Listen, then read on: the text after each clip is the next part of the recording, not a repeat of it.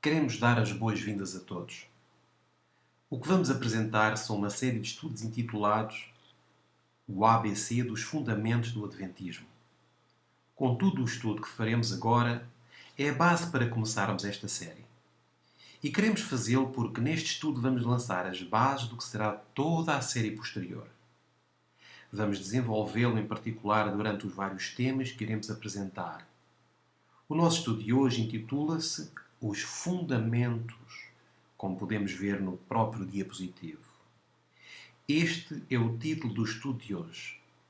Este estudo provém diretamente da escritura do profeta Isaías, capítulo 58 e versículo 12, onde nos ensina algo muito especial para nós. Diz ele: E os que de ti procederem edificarão as antigas ruínas, e levantarás os fundamentos de geração em geração, e chamar-te-ão reparador das rupturas e restaurador de veredas para morar.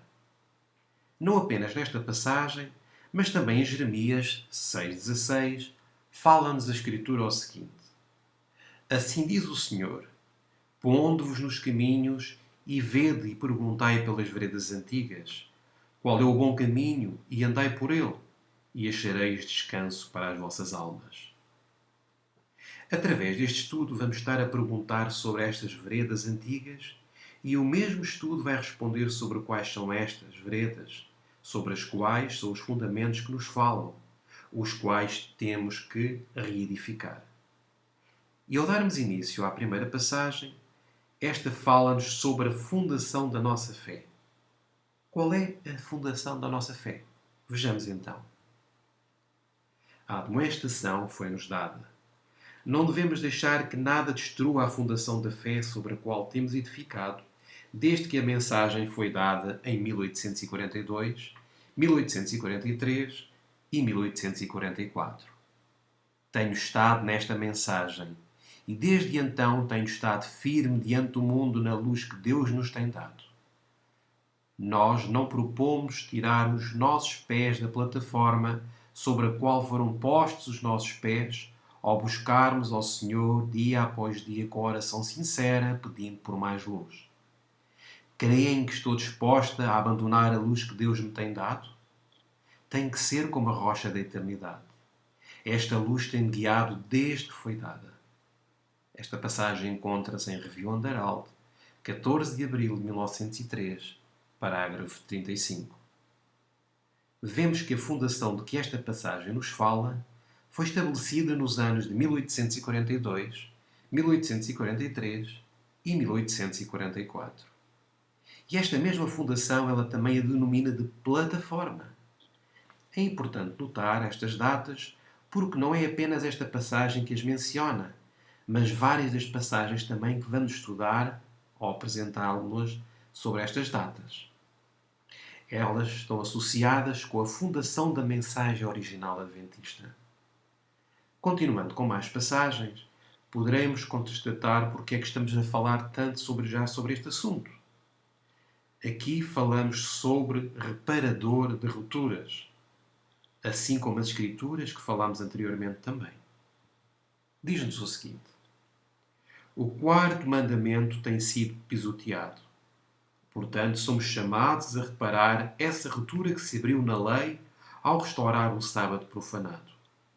O homem do pecado, que se exalta sobre Deus e que cuidará em mudar os tempos e a lei, trouxe a mudança do sábado do sétimo dia para o domingo, o primeiro dia da semana. Ao fazer isto, ele fez uma ruptura na lei de Deus.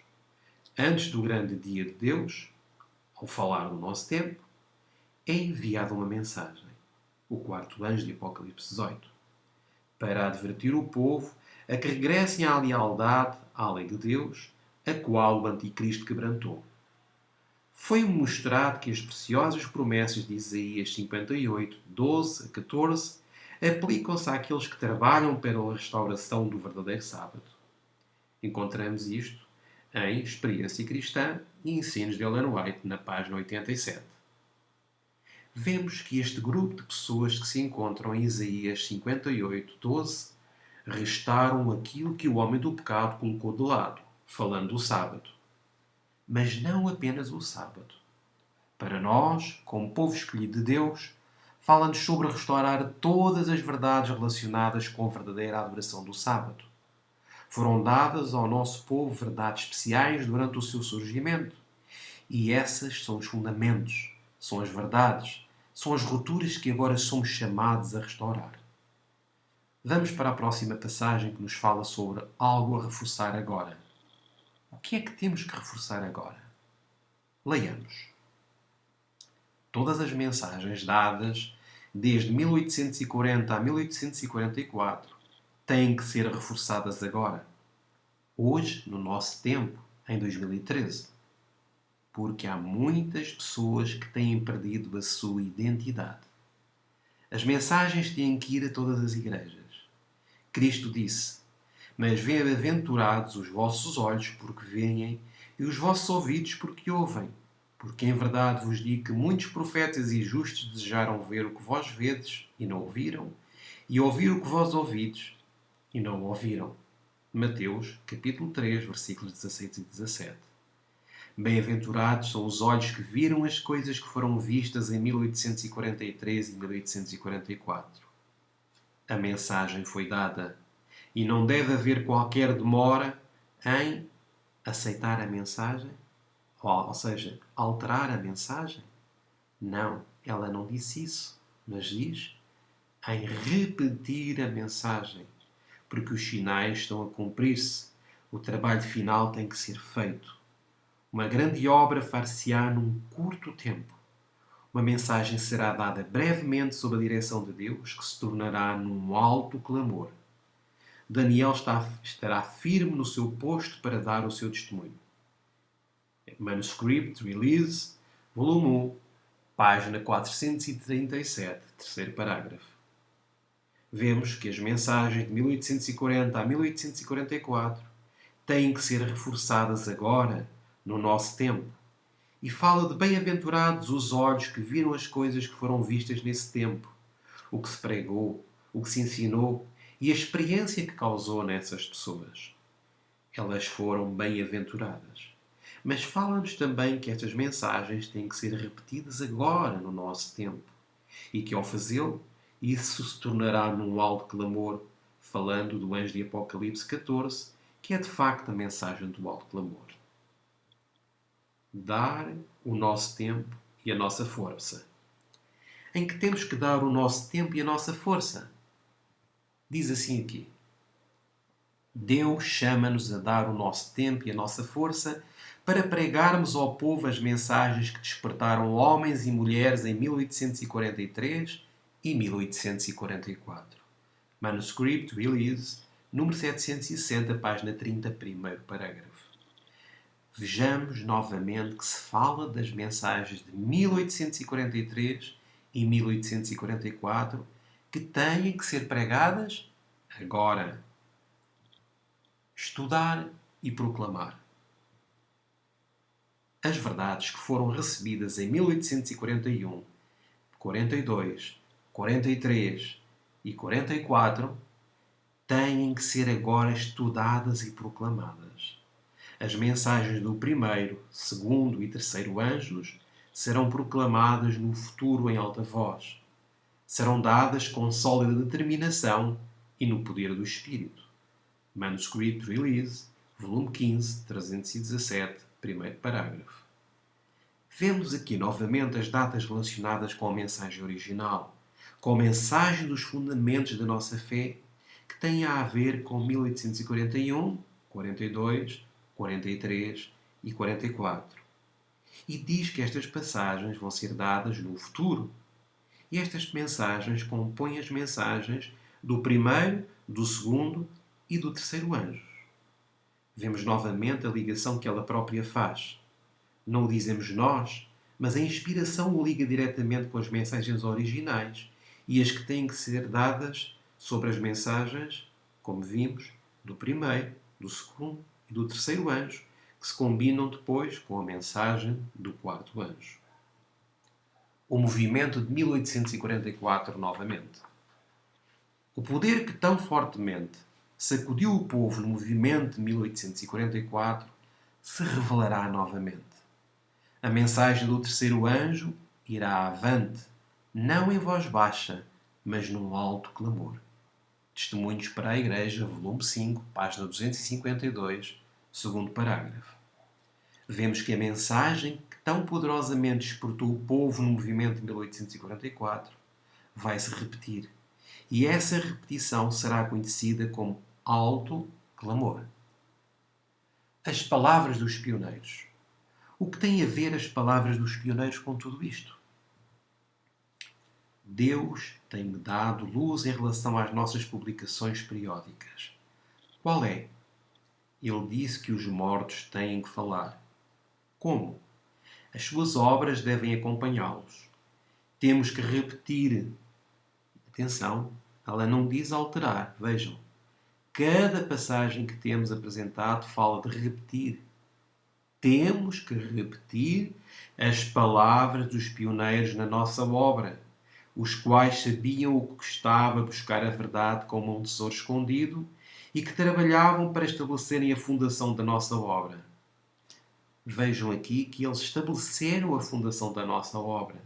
As fundações estabeleceram-se então nas datas de 1841, 42, 43 e 44. Foi aí onde se estabeleceram as fundações.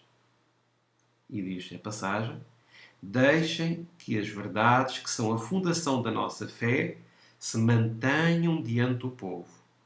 Temos agora que entender o que são os pilares da nossa fé, as verdades que nos fizeram o povo que somos, guiando-nos passo a passo. Conselhos aos escritores e editores, páginas 28 e 29. Temos então que permitir que as verdades da fundação da nossa fé saiam agora à luz no nosso tempo. Não esquecer o passado. Porquê? Diz aqui o seguinte: há uma obra de sagrada importância a ser realizada pelos pastores e pelo povo. Devem estudar a história da causa e do povo de Deus. Cumpre-lhes não esquecer o passado trato de Deus com o seu povo.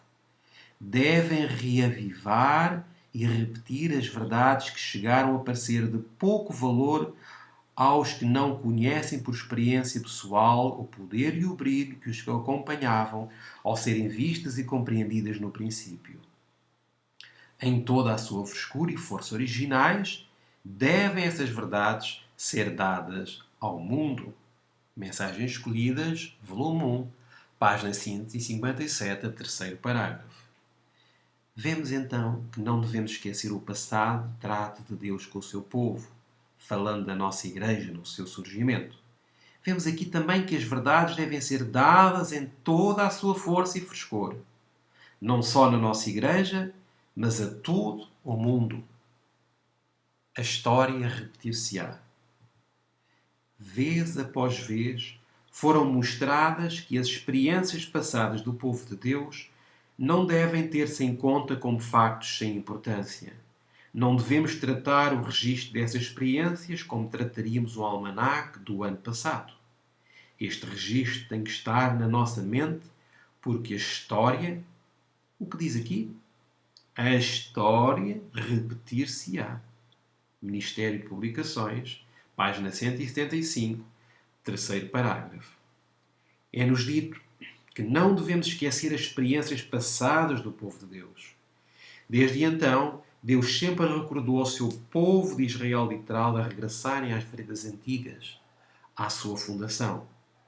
Nós agora, sendo o povo espiritual, sendo o Israel espiritual de Deus, não nos devemos surpreender que estas passagens digam para nós exatamente o mesmo. Porque assim como no passado, eles perderam a sua identidade por terem perdido de vista a sua história passada, assim também nós hoje estamos a repetir a mesma história. E Deus, na sua misericórdia, chama-nos a regressarmos a esta mensagem. Sejam repetidas. A primeira e a segunda mensagens foram dadas em 1843 e 1844. Estas mensagens, a primeira e a segunda, proclamaram-se quando? Em 1843 e 44, como vemos aqui. E diz: E encontramos-nos agora sob a proclamação da terceira.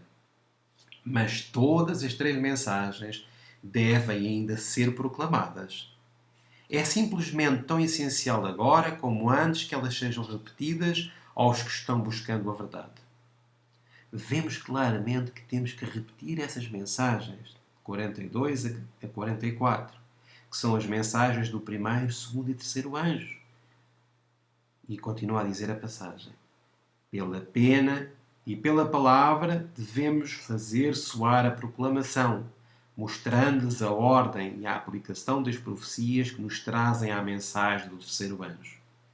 Não pode haver terceira sem primeira e segunda.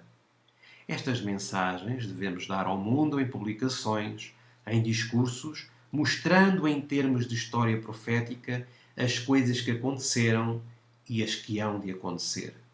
Mensagens Escolhidas, volume 2, página 104, terceiro parágrafo. Vemos hoje que se fala muito da mensagem do terceiro anjo, mas a maioria do povo não sabe do que é composta a mensagem do primeiro e do segundo anjos. Portanto, ao estarem a ensinar a mensagem do terceiro anjo, não sabem o que é que estão a ensinar, porque existem dois outros que os precederam. E essas mensagens seguiram em 1843 e 1844, como nos é ensinado nesta passagem. Vamos mais adiante. Temos a mensagem. Aqueles que se apresentam como professores e dirigentes das nossas instituições têm que estar firmes na fé e nos princípios da mensagem do terceiro anjo. Deus quer que o seu povo saiba que temos a mensagem como ele a deu em 1843 e 1844. Boletim da Conferência Geral de 1 de abril de 1903, parágrafo 42. Vemos novamente que estas mensagens que temos que dar, não só leigos, mas também dirigentes, pastores, professores das universidades, têm que estar bem firmes nestas verdades. Estas mensagens vimos que foram proclamadas em 1843 e 1844. Esta é a mensagem que Deus quer que o seu povo saiba. É de facto a mensagem original. Não há uma nova mensagem. Há muita gente que diz ter uma nova luz. Contudo, Deus disse-nos através desta passagem o seguinte: Deus não nos está dando uma nova mensagem. Claramente que não existe uma nova mensagem. Temos que proclamar a mensagem que em 1843 e 1844 nos tiraram das outras igrejas. Review Underall, 19 de janeiro de 1905, parágrafo 22. Vemos aqui que Deus não nos vai dar uma nova mensagem. E é claro porque é que Deus não nos faz isto. Porque Ele diz que é o mesmo ontem, hoje e eternamente. E diz também, eu, o Senhor, não mudo. Então vemos que se Deus deu a mensagem no princípio, esta mesma mensagem tem que prosseguir. Não há outra. E estas mensagens, como temos estado a ver pelos diferentes diapositivos, estão compreendidas entre 1841, 42, 43 e 44. Continuando aqui, vemos quem é que compôs esta mensagem. O diagrama que vemos atrás diz aqui o seguinte: tenho visto que o diagrama de 1843 foi dirigido pela mão do Senhor. Dirigido pela mão do Senhor, dirigido pela mão de Cristo. E que ele não deve ser alterado. Que as figurações eram o que ele desejava que fossem e que a sua mão estava presente e ocultou um engano em algumas figurações, de maneira que ninguém pudesse vê-lo até que a mão fosse removida. Primeiros Escritos, página 74, primeiro parágrafo. Aqui utilizamos a versão inglesa porque, de facto, está mais correta. As mensagens que foram dadas nas datas que fala a inspiração encontram-se representadas no diagrama de 1843. E vemos que esta mensagem fala-nos desse gráfico, ou diagrama, que foi dirigido pela mão do Senhor. Não foi algo humano, não foi algo inventado, mas sim dirigido diretamente por Deus. Prosseguindo, vemos que neste gráfico, que é conhecido como espelho profético, vemos a data de 1844. Mais particularmente, em junho de 1842, vemos que houve o fecho da graça para as outras dominações. E em 22 de agosto de 1844, foi o fecho da graça para os adventistas mileritas. Mas vemos também, agora no nosso tempo, vemos que na lei dominical há o fecho da graça para os adventistas do sétimo dia. Vemos isto e compreendemos porque em 1 de Pedro 4,17 é-nos dito que o juízo começa pela casa de Deus. Então, no nosso tempo, o tempo da graça termina primeiro para nós como povo de Deus e depois para o mundo inteiro. O alto clamor, quando Miguel se levanta, é o fecho do tempo de graça para as outras denominações. E este é o mesmo paralelo que foi dado antes de 1844. Os protestantes eram a casa de Deus. A partir do momento em que eles rejeitaram as mensagens, fecharam o seu tempo da graça em junho de 1842. Passou a prova aos que estavam a pregar a mensagem. E essa mensagem, ao fechamento, ou o segundo fechamento, a segunda purificação, teve lugar entre os adventistas mileritas em 1844. De seguida vemos isto. Antes do fecho para as denominações, o diagrama de 1843 foi publicado. Obviamente se conhece o diagrama como de 1843. Contudo, foi publicado em maio de 1842. A razão pela qual é conhecido como diagrama de 1843 é pelo facto que das datas que nele aparecem são de 1843, como a segunda vinda de Cristo. Por isso, foi chamado assim. Mas vemos que antes do fecho para as dominações, apareceu o diagrama. Agora, para o nosso tempo, antes do fecho para o nosso povo, vemos também que este diagrama surgiu. E não é coincidência, porque vemos exatamente um paralelo antes do fecho da graça. Deus manda-nos este diagrama para regressarmos a essas veredas antigas e para que não terminemos o nosso tempo de graça do lado equivocado da controvérsia. Vemos então este paralelo.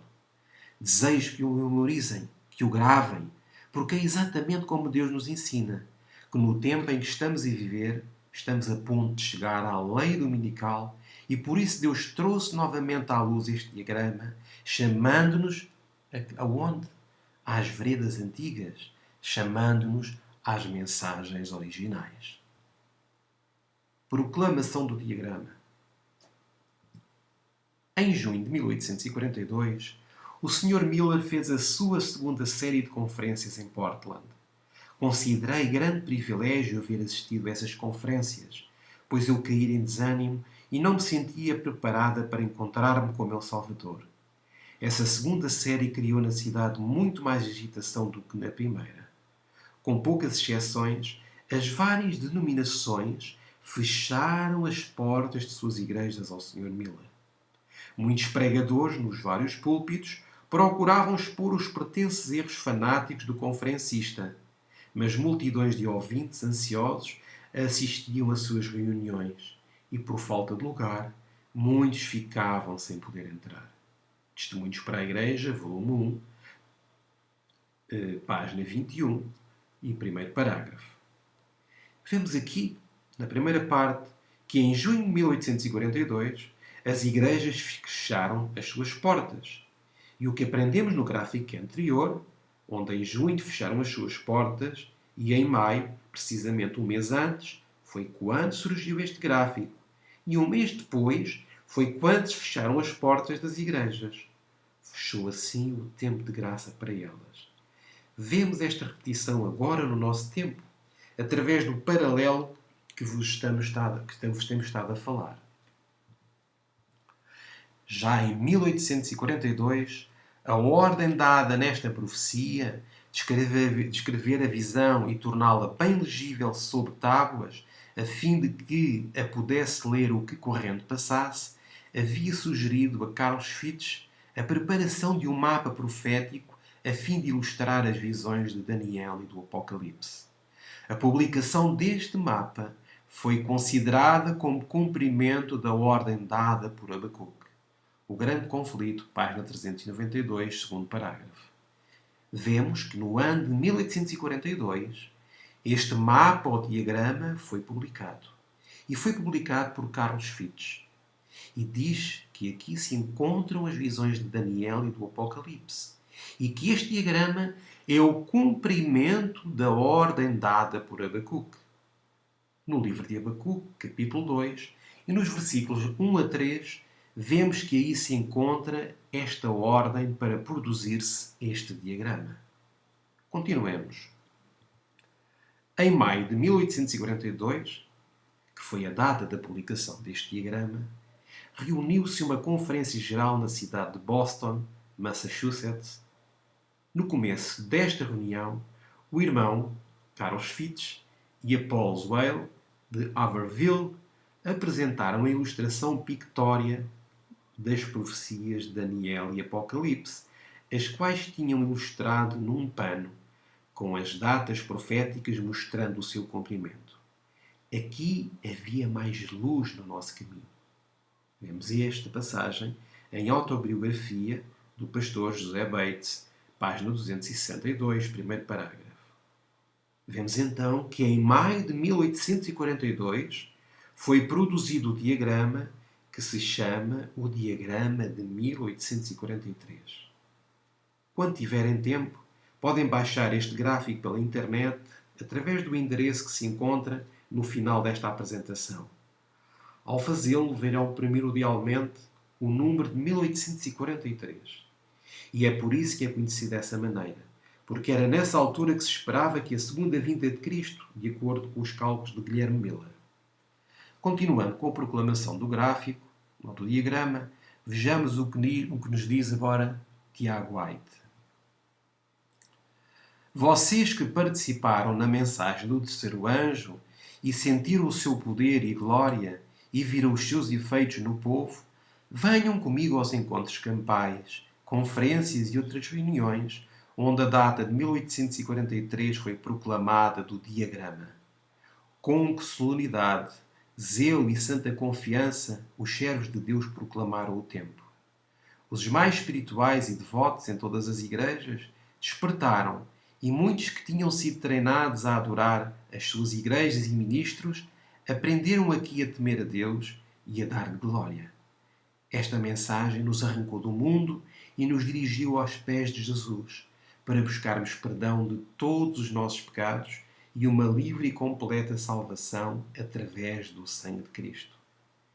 Vemos aqui que estas datas, ou estas mensagens, foram pregadas através deste diagrama.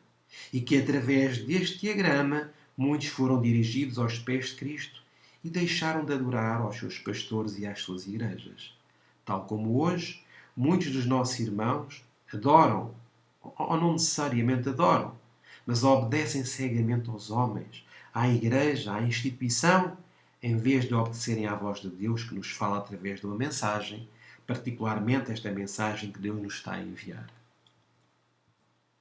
A primeira mensagem foi para as igrejas, mas brevemente as suas publicações periódicas religiosas recusaram publicá-la. E as portas das suas casas de oração fecharam-se contra a mensagem. Desta forma, eles fecharam as portas às eternas boas novas do reino vindouro. E quando isso aconteceu, Jesus e o Espírito de verdade abandonaram-nos para sempre. E as igrejas de Babilónia caíram. Tiago White, A Verdade Presente, volume de abril de 1850, páginas 66, 65 e 66. Vemos que eles, ao terem rejeitado a mensagem que Deus lhes enviou, através destas mensagens de 1841, 1842, 43 e 44, as quais estão representadas no diagrama, ao terem rejeitado mesmo estas mensagens, estavam a fechar contra si mesmos a porta da graça. E assim o Espírito já não podia contender com eles, já não lhes podia falar. E é assim também hoje conosco. Quando Deus nos está a mandar novamente esta mensagem, fala-nos que o fecho do tempo da graça já está às portas e que se não aceitarmos a mensagem, também iremos fazer precisamente o que estas pessoas fizeram naquele tempo. Estaremos a fechar a porta da graça contra nós. Tenhamos bem isto em conta, porque isto está a acontecer nas diferentes igrejas, já que os pastores, os professores, os dirigentes, ou eles não aceitarem a mensagem, os membros rejeitam assim a mensagem porque confiam nos seus pastores, confiam nos seus professores, ao invés de confiarem e estudarem por si próprios e entenderem que estas coisas são assim, e assim teria de facto tudo um fim diferente. Continuemos com a proclamação do diagrama, através de outra passagem. Era o testemunho coletivo dos pregadores adventistas e publicações periódicas que, quando estavam na fé original, que a publicação do diagrama era o cumprimento de Abacuque 2, 2 a 3. Se o diagrama era o cumprimento de uma profecia, e aqueles que o negaram abandonaram a sua fé, vemos que os que a proclamaram, a mensagem do diagrama, ou a mensagem que está dentro do diagrama, esta mensagem é conhecida como a fé original, e aqueles que a negaram e que agora também a negam, abandonaram a fé original. Não estamos a interpretar mal, porque é isto o que nos ensina esta passagem. Eles estão numa nova fé, numa nova organização. Então, o ano de 457 a.C. era a data onde deveria começar os 2300 dias. Foi necessário que o ano de 1843 fosse a primeira data publicada para que desta forma a visão tardasse, e ainda então haver um tempo de espera no qual o grupo de virgens ficaria adormecido, com referência à grande questão do tempo, precisamente antes que fossem despertadas pelo clamor da meia-noite. Tiago White, Revista do Segundo Advento, Hieraldo Sábado, volume 1, dezembro de 1850, página 13. Vemos aqui que os diagramas de 1843 e 1850, um antes do desapontamento e o outro após o desapontamento. Vi um grupo que permanecia bem guardado e firme, não dando atenção aos que faziam vacilar a estabelecida fé da comunidade. Deus olhava para eles com aprovação, ao grupo que se mantinha firme à fé estabelecida da comunidade. Foram mostrados 3 degraus: a primeira, a segunda e a terceira mensagens angélicas. Disse o meu anjo assistente: ai de quem mover um bloco ou mexer um alfinete dessas mensagens. A verdadeira compreensão destas mensagens é de vital importância. O destino das almas depende da maneira em que são recebidas. De novo fui conduzida às 3 mensagens angélicas e vi a que alto preço havia o povo de Deus adquirido a sua experiência. Esta fora alcançada através de muito sofrimento e severo conflito. Vejam o que diz aqui.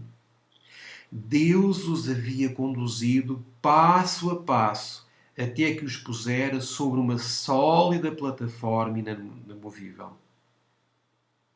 Recordam-se que falámos da plataforma e da fundação que se estabeleceram em 1842, 43 e 44?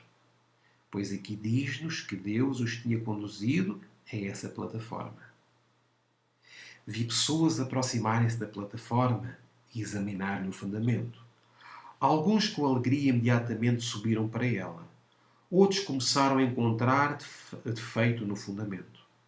Achavam que se deviam fazer melhoramentos. E então a plataforma seria mais perfeita e o povo muito mais feliz. Alguns desceram da plataforma. Ou, por outras palavras, baixavam da fé original, deixavam a fé original para examiná-la, ou seja, para ridicularizá-la, é isso que se refere. E declararam ter sido ela colocada erradamente, que era um erro o que eles diziam, Mas vejam o que diz aqui na continuação desta passagem.